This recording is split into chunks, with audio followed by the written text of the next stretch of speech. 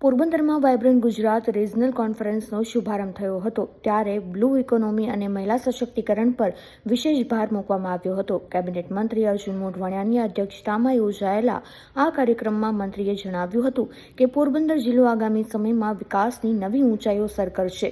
માછીમારોના વિકાસ માટે અનેકવિધ આયોજનો હાથ ધરવામાં આવશે। તે ઉપરાંત પ્રવાસન ક્ષેત્રે પોરબંદરનો વિકાસ ઝડપી બને તે માટે પણ અનેકવિધ યોજનાઓ મંજૂર કરવામાં આવી હોવાનું મંત્રીએ જણાવ્યું હતું। તો બ્લુ ઇકોનોમી અંગે સેમિનારનું આયોજન કરવામાં આવ્યું હતું।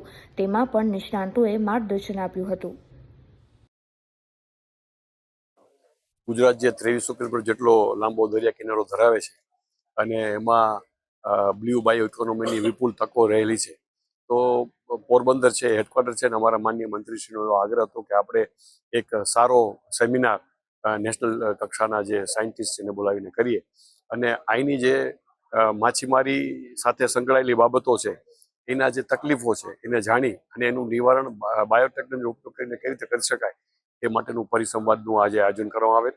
નેશનલ લેવલના સ્પીકર્સ છે એ લોકોએ માર્ગદર્શન આપ્યું છે અને હજી પણ અમે અત્યારે આ સેશન પૂરું થયા પછી જે લોકલ જે બધી ઇન્ડસ્ટ્રીના જે બધા જે સ્ટેક હોલ્ડર્સ છે એની સાથે મિટિંગ કરી અને એમને જે તકલીફો પડે છે અને એનું નિવારણ બાયોટેકનોલોજીનો ઉપયોગથી કરી શકાય એ માટેનું પણ અમે આયોજન કરેલ છે અને મને ચોક્કસ આશા છે કે એક સારો વિકલ્પ આપણે આ ઇન્ડસ્ટ્રીને આપી શકીશું।